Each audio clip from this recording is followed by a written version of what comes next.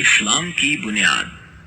ہر مسلمان بالغ مرد و عورت پر روزانہ 5 وقت کی نماز پڑھنا فرض ہے، سوائے ان خواتین کے جنہیں حیض و نفاس کا خون آ رہا ہو۔ مسلمانوں کے لیے اللہ کا سب سے بڑا حکم نماز ہے۔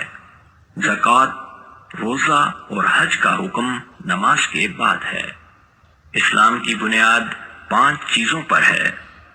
نمبر 1، کلمہ طیبہ، اللہ کے سوا کوئی اور عبادت کے لائق نہیں اور محمد صلی اللہ علیہ وسلم خدا کے بھیجے ہوئے رسول ہیں۔ اس کو کلمہ طیبہ یا کلمہ شہادت کو دل سے ماننا اور زبان سے اقرار کرنا۔ نمبر 2، نماز۔ نماز خدا تعالیٰ کی عبادت اور بندگی کرنے کا ایک خاص طریقہ ہے جو خدا تعالیٰ نے قرآن مجید میں اور حضرت محمد صلی اللہ علیہ وسلم نے حدیثوں میں مسلمانوں کو سکھایا ہے۔ نمبر 3، روزہ۔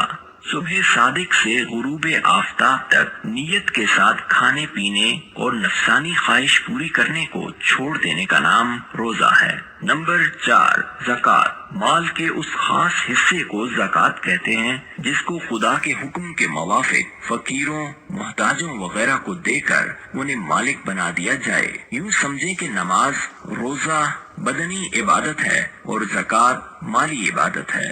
نمبر 5، حج۔ ہر صاحب مال اور استطاعت پر حج کرنا فرض ہے۔